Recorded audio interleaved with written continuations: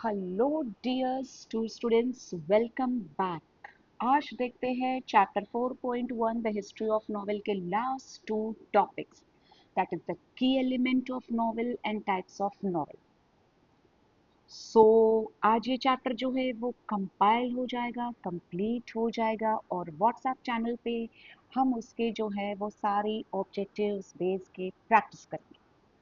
Okay. सो बहुत सारे बच्चे और ऐसे होते हैं जिन्हें नॉवेल रीड करना जो है वो बहुत पसंद होता है, they enjoy. But have you ever wonder, क्या मैम क्या, have you ever wonder but what, कि what makes a novel interesting?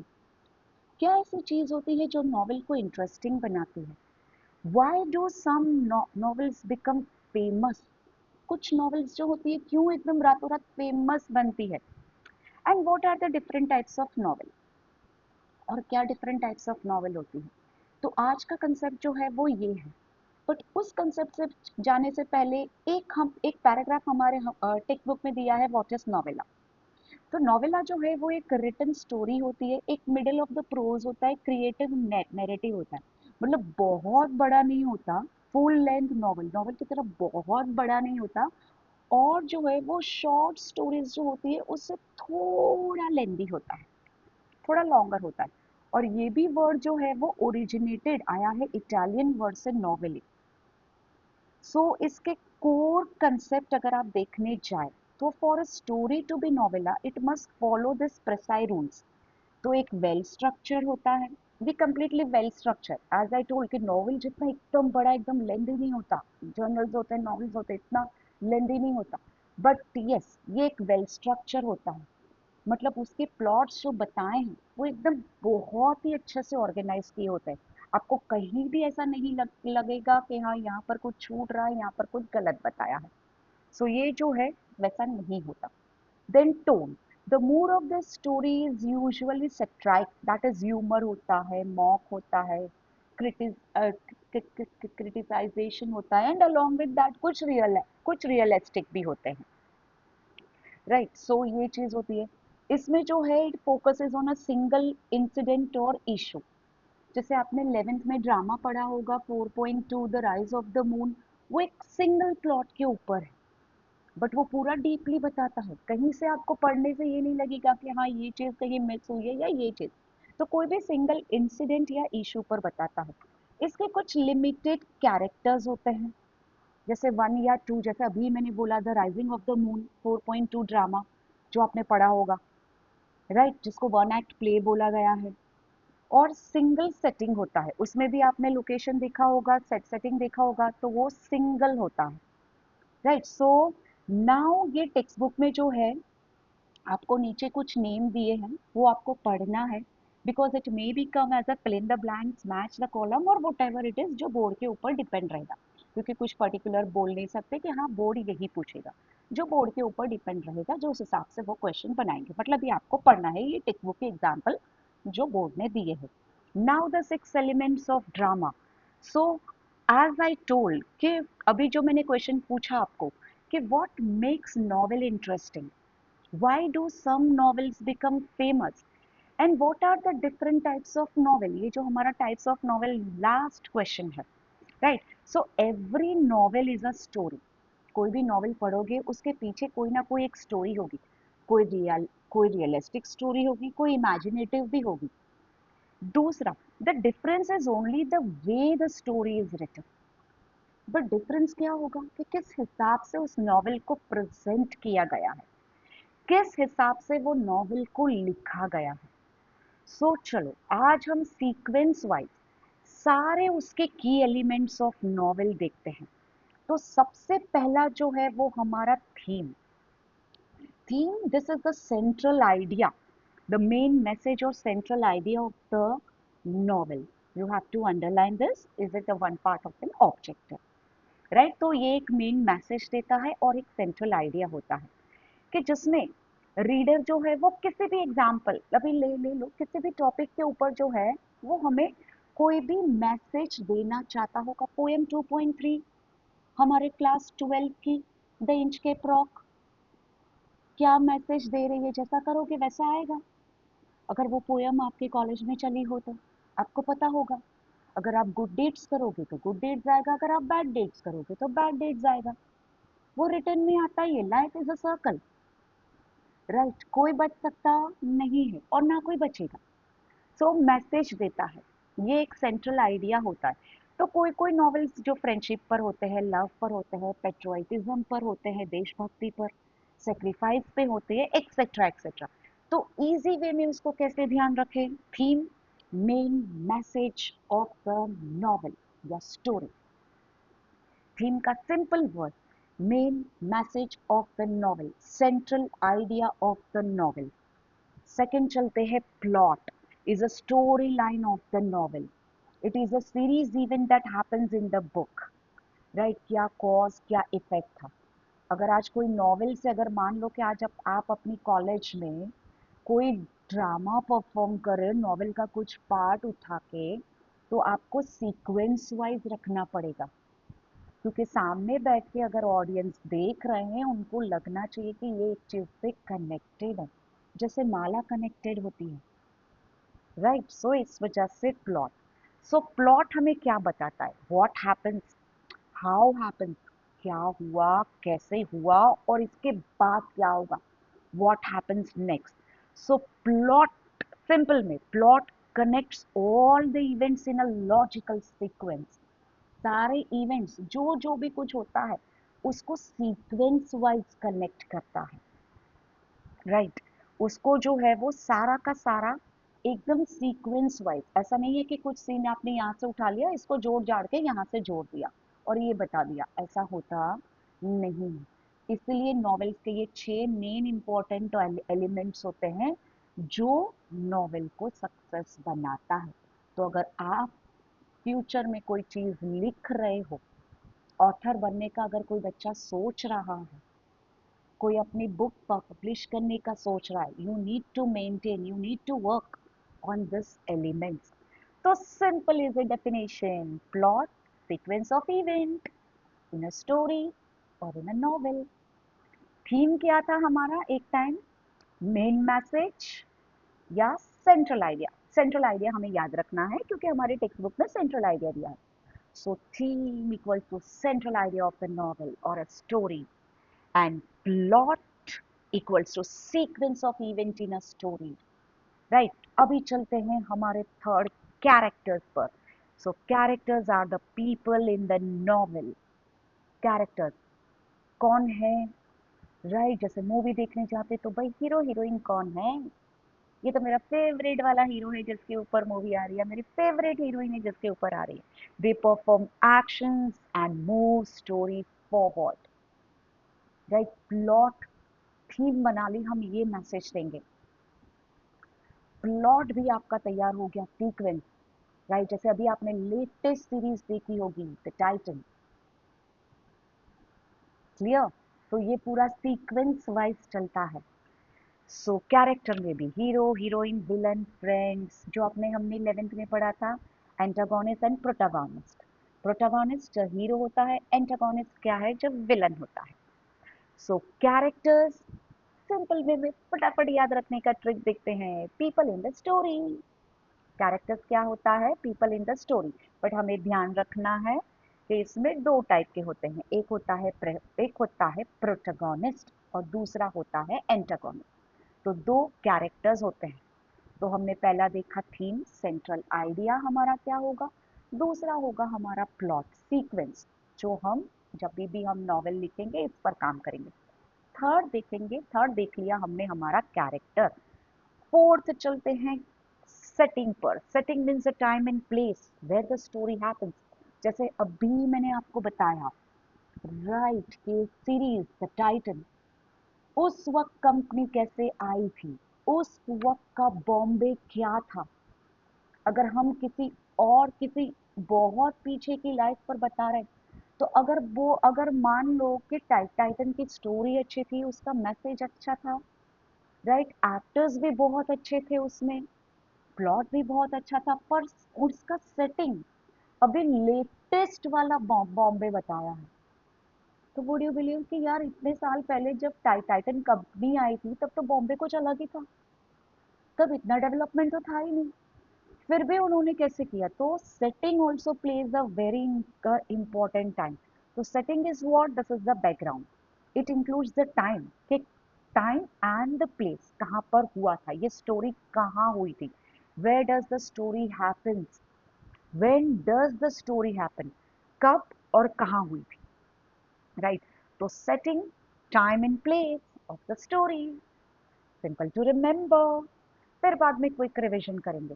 So hope so कि आपको ये 4 पॉइंट्स जो है वो क्लियर हो गए होंगे एकदम इजी से। देन फिफ्थ, कॉन्फ्लिक्ट, हाय, प्रॉब्लम और struggle, the struggle between two opposite forces. It could be the hero fighting a villain or a character struggling with their own mind. No conflict, no drama. थोड़ा तड़का तो चाहिए ना, थोड़ा मिर्च मसाला तो चाहिए। हम फीका खाना तो खा नहीं सकते, तो कॉन्फ्लिक्ट डालेंगे। तो भाई कॉन्फ्लिक्ट क्या होता है, राइट? तो कॉन्फ्लिक्ट मीन्स द प्रॉब्लम और अ स्ट्रगल। सो हीरो और विलन के बीच में भी फाइट हो सकता है। और दूसरा, character struggling, chapter 1.5, inner conflict, a new dress, right? तो मेबल की फाइटिंग खुद से थी, खुद का conflict. So without conflict the story becomes boring. तो बच्चों, अगर लाइफ में कभी प्रॉब्लम आता है तो उसको हंस के फेस करना चाहिए। जैसे हमें स्टोरी में कॉन्फ्लिक्ट चाहिए, तो उस तरह से लाइफ में भी थोड़ा प्रॉब्लम्स अप एंड डाउन आने चाहिए, क्योंकि हर प्रॉब्लम जो है वो कुछ ना कुछ सिखा के जाता है। अगर थोड़ी बहुत भी प्रॉब्लम ना हुई तो लाइफ बोरिंग हो जाती है, मिर्च मसाला नहीं रहता। तो थोड़ा मिर्च मसाला तो लाइफ में भी चाहिए, क्योंकि अगर आप ईसीजी निकालने भी जाओगे तो प्लेन लाइन दिखेगा, तो डॉक्टर बोल देगा कि भाई ये तो निकल लिए, मतलब इनके लाइफ चली गई। So this way conflict is important. तो कॉन्फ्लिक्ट में क्या क्या एग्जाम्पल है, राइट? पर्सन वर्सेस पर्सन भी हो सकता है, पर्सन वर्सेस सोसाइटी भी हो सकता है, या खुद से भी, राइट? खुद से फाइट कब होती है? जब हमारा कंपटीशन किसी और से होता है, जब हम किसी और के साथ कंपेयर करते हैं खुद को। So stop comparing yourself with others. God ने सबको प्लस एंड माइनस के साथ भेजा है। कोई बोल नहीं सकता मैं 100% परफेक्ट हूँ, और कोई बोल नहीं सकता कि 100% मेरे में नहीं, जाने के सामने वाला बंदा के नेगेटिव पॉइंट्स है। Clear? So this is the thing. And the last part is the language and style. किस हिसाब से वो बंदा लिखता है। This shows how the author write. Do they use simple word, heavy vocabulary, lots of dialogue, or long description? That's their style. So every, हर कोई writer का एक यूनिक वे होता है लिखने का। तो लैंग्वेज एंड स्टाइल क्या होता है कि ऑथर किस हिसाब से लिखता है। वो सिंपल लैंग्वेज में लिखता है, वो ह्यूमर में लिखते हैं, डिस्क्रिप्शन, इमोशनल एक्सप्रेशन, या लॉन्ग डिस्क्रिप्शन, हैवी वोकेबलरी। हाय, ये नॉवल पढ़ते पढ़ते तो मुझे हर वर्ड जो है वो गूगल में देखना पड़ता है। That is called the hi fi vocabulary. But yes, इससे हम कुछ नए वर्ड्स भी सीखते हैं। सो होप सो आपको ये क्लियर हो गया होगा, the 6 elements of novel.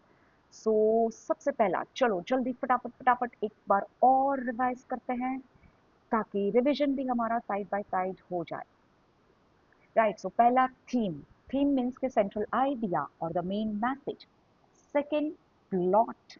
Plot का मीनिंग क्या होता है? Sequence of event in a story, जो सीक्वेंस बनाता है, सीक्वेंस वाइज चलना चाहिए। Character, so people in the story, setting, time and place of the story. Then conflict, mirch masala, right? Problem faced by the character, mirch masala board में लिख कर नहीं आना, ठीक है? वरना बोर्ड इसके मार्क्स नहीं देगा। Conflict, that is the problem faced by the character. And the last one is the language or style. Writer's special way of telling the story, क्योंकि every writer का एक यूनिक स्टाइल होता है लिखने का, ठीक है? हर राइटर जो है वो सेम नहीं लिखता। Every writer has their unique way of writing. So hope so कि आपको ये एकदम क्लियर हो गया होगा, राइट? अभी चलते हैं the last topic, types of novel, realistic novel, ये रियलिस्टिक नॉवेल जो है वो रियल लाइफ पर बेस होती है। There are no magical power, कोई फेरीज नहीं और कोई इम्पॉसिबल इवेंट नहीं। सिंपल थिंग, हमारी डे टू डे लाइफ पर नेम इटसेल्फ रियलिस्टिक दिया हुआ है, तो वो हमारी जो है वो रियल लाइफ पर ही होता है। न हमारी लाइफ में कोई मैजिकल पावर नहीं होता, हमारे पास कोई फेरीज नहीं है या कोई भी इम्पॉसिबल इवेंट नहीं है, unless and until you will try. ठीक है, सो यहाँ पर characters and situations look very natural and believable, जो रियल लाइफ पर होता है। हमने बिगिनिंग में ही देखा था 18th सेंचुरी नॉवेल ने एकदम से गेन क्यों किया, क्योंकि वो रियल लाइफ पर बनती थी। मिडिल क्लास के लोग जो थे वो पेरिस में या किंग एंड क्वीन के साथ क्या हुआ था उसमें कोई इंटरेस्ट रखते नहीं थे। सो चलो इसका एक एग्जांपल के साथ देखते हैं। A middle class family struggling with the education, jobs and daily life problem. Right, तो एक मिडिल क्लास फैमिली जो होता है, अगर उसके ऊपर बेस होती है कोई मूवी भी बनती है या कोई नॉवेल भी लिखी जाती है, तो वो सही बताती है कि एक मिडिल क्लास बंदा अपने डे टू डे लाइफ में कैसे स्ट्रगल करता है हर चीज के लिए, चाहे वो बच्चों का एजुकेशन हो, बच्चों को भी स्ट्रगल करना पड़ता है। राइट, चाहे वो अपनी जॉब हो या डेली लाइफ की प्रॉब्लम हो। सो इसको कैसे याद रखें? Realistic novel equals to real life story, simple. Realistic novel equals to real life novel. Then picaresque novel, ये वर्ड आया था स्पेनिश वर्ड से, जिसका मीनिंग स्पेनिश वर्ड पिकारो, जिसका मीनिंग है रो, थोड़ा। राइट, देन यहाँ पर हीरो जो बेचारा होता है वो यूजुअली पुअर होता है बट बहुत इंटेलिजेंट भी होता है। राइट, सो थोड़ा एडवेंचर बताता है। तो ये चीज़ हो तो पिकासो नॉवेल जो है वो क्लेवर हीरो प्लस एडवेंचर। तो इसमें आपका ये कि ये जो है ऑब्जेक्टिव निकल सकता है, that is a Spanish word picaro से आया था। पिकारो का मतलब होता है रो, ROGUE। तो थोड़ा एडवेंचर्स भी बोल दो, थोड़ा वेग भी बोल दो, तो ये इस हिसाब से होता है। सो ये जो है strictly written in an episodic form, इसका स्ट्रक्चर जो है इस तरह से होता है। हिस्टोरिकल, नेम से ही पता चलता है हिस्ट्री के ऊपर लिखा होता है ये, based on historical event, periods and personality. So ये जो है वो हिस्टोरिकल नॉवेल है जो हिस्ट्री पर लिखा होता है। तो historical novel equals to written, it equals to completely based on historic, जो उस टाइम के इवेंट में क्या हुआ था, पीरियड्स में क्या हुआ था, राइट, और उनकी पर्सनालिटी कैसी थी। हम देखते हैं मूवी, हमने बहुत सारी हिस्टोरिकल मूवी देखी है। अभी ही अगर हम देख ले तो हमारा जो हीरो है विकी कौशल, जिन्होंने एक बहुत अच्छा हिस्टोरिकल मूवी किया था, I just forget the name, truly I don't know, but it was truly believable. जैसे दीपिका पादुकोण के भी रानी पद्मावती जी के ऊपर था। So that is also very historic. हम हमारे रियल हीरोज को जानते हैं, हिस्टोरिकल हीरोज। तो history name history, historical novel itself only completely based on history. Now epistolary novel, ये इसका लेटिन वर्ड एपिस्टोला है, मीन्स के ये लेटर फॉर्म में होता है। तो ये नॉवेल जो है वो बेस मतलब एक दूसरे के साथ अपना आइडिया एक्सचेंज करते हैं, फ्रेंड्स। अभी पहले के जमाने में तो फोन था नहीं, बहुत आगे, उसके बाद धीरे धीरे फोन आए। राइट, अभी मोबाइल तो था नहीं, अभी तो क्या है, हम इंस्टाग्राम पे लगे रहते हैं फ्रेंड्स के साथ या व्हाट्सएप पे लगे रहते हैं। बट पहले तो था नहीं, तो व्हाट द फ्रेंड्स फ्रेंड्स या अपने मॉम के साथ, डैड के साथ, किसी के साथ भी बात करना है तो कैसे लेटर फॉर्म में बात करते थे। तो ये जो है वो नॉवेल पूरी लेटर फॉर्म में लिखी गई थी। लेटर है, डायरी है, सो दिस नॉवेल, राइट। तो यहाँ पर देखिए, the narrative is presented through a series of written correspondence, documents और पर्सनल डायरी। तो लेटर फॉर्म में या तो डायरी के फॉर्म में। Gothic novel includes terror, mystery, horror, thrillers. Right, भूत या तो मिस्ट्री, कौन सी मिस्ट्री, क्या, तो ऐसे बहुत सारे सस्पेंस थ्रिलर्स के ऊपर ये नॉवेल बेस होती है। जो जिसको ये सारी चीजें पसंद है तो वो देख सकता है, जैसे भूल भुलैया, आमी जे तुमा, चिन चिन चिन, ओह गॉड। राइट, सो ये उसके ऊपर बेस होता है। सो ये मिस्टीरियस नॉवेल, सो गॉथिक नॉवेल को याद कैसे रखेंगे, horror plus mystery, this is called the Gothic novel, autobiographical novel, जो किसी की लाइफ पर या तो आप खुद अपनी लाइफ पर लिखते हैं। प्रियंका चोपड़ा, रतन टाटा सर, राइट, बहुत सारे ऐसे हैं, एलॉन मस्क, बहुत सारे ऐसे हैं जिन्होंने अपनी लाइफ के ऊपर लिखी हुई है autobiography novel. So this type based on authors own life experience, अपने खुद के लाइफ एक्सपीरियंस।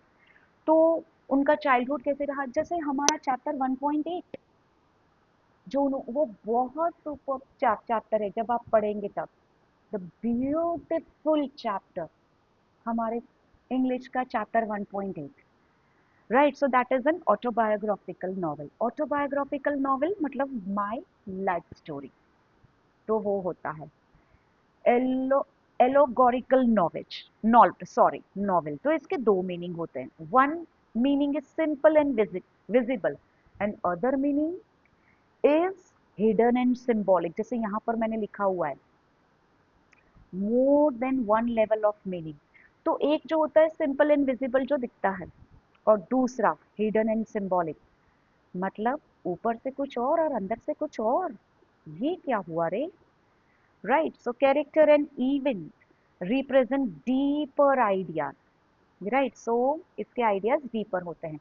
तो एलोगोरिकल नॉवेल जो है वो स्टोरी विद हिडन मीनिंग, जो एक हिडन मीनिंग बताती है कि इसके पीछे क्या है।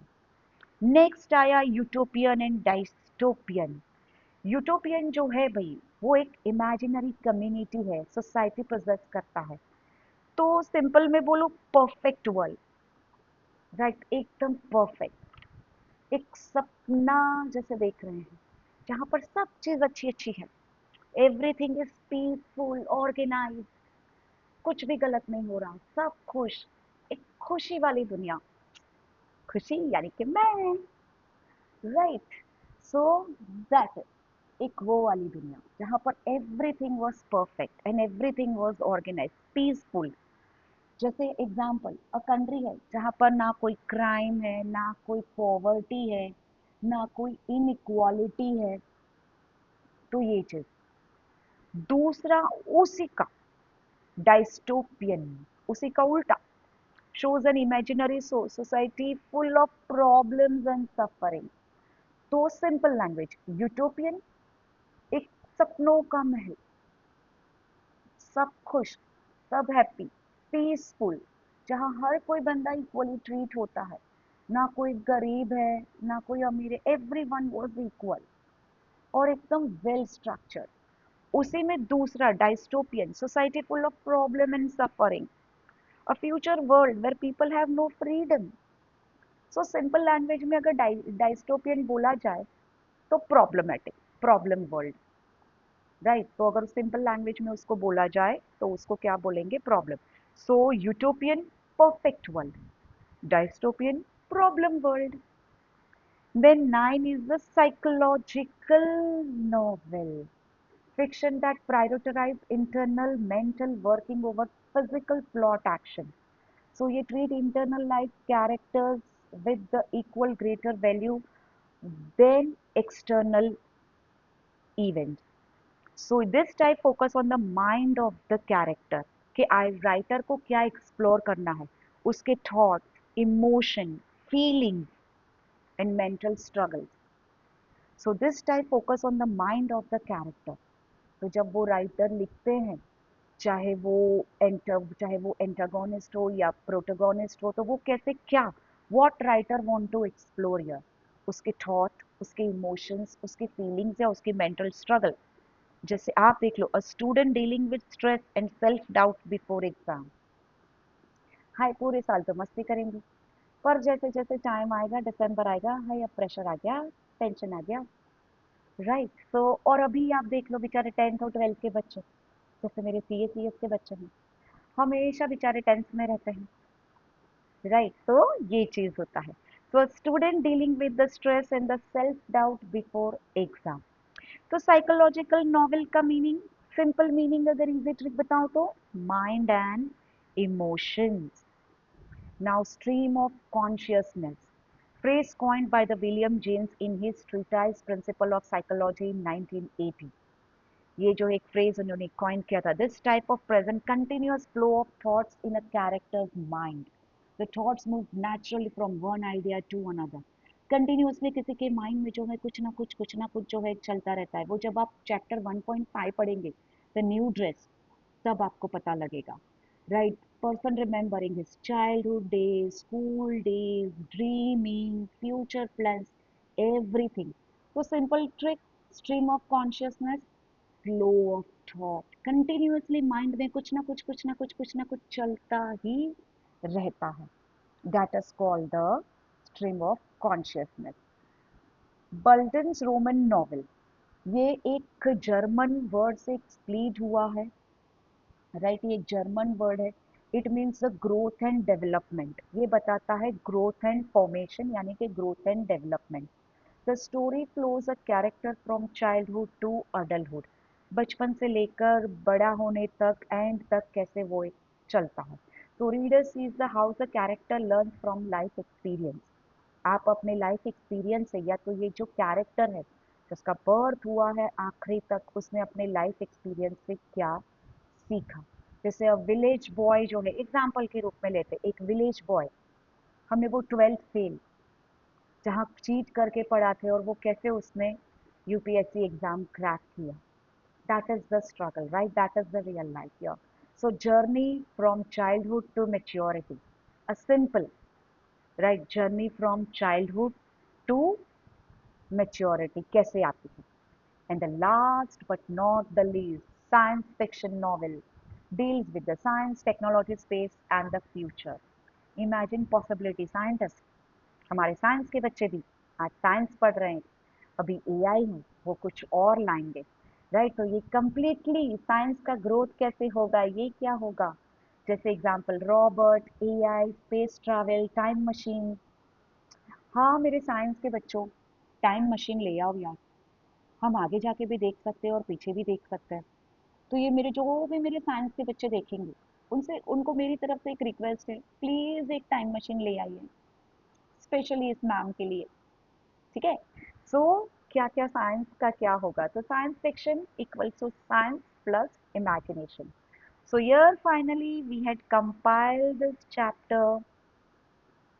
कल जो है हम मेरे व्हाट्सएप चैनल पे इसका जो है वो एमसीक्यू बेस्ड, थोड़ा fill in the blank ways, उसकी पूरी प्रैक्टिस हम मेरे व्हाट्सएप चैनल पे लर्न इंग्लिश विद खुशी उस पर करेंगे।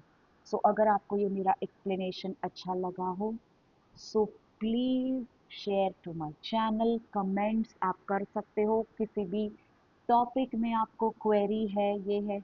ओसीएम का टॉपिक बहुत जल्दी आएगा, साइंटिफिक मैनेजमेंट का, एफडब्ल्यू टेलर, सॉरी। अभी जो है नेक्स्ट वीडियो आएगा वो मेरे सीएस के बच्चों के लिए आ रहा है, सलेमन versus सलेमन and company limited case law, जिसको एक स्टोरी फॉर्म में fact, idea, conclusion, legal verdict, सारा सब कुछ जो है उसमें कवर होगा। तो अगर आपको मेरा एक्सप्लेनेशन अच्छा लगता है तो please do share with your friends and follow my channel. Thank you so much, see you soon, bye bye.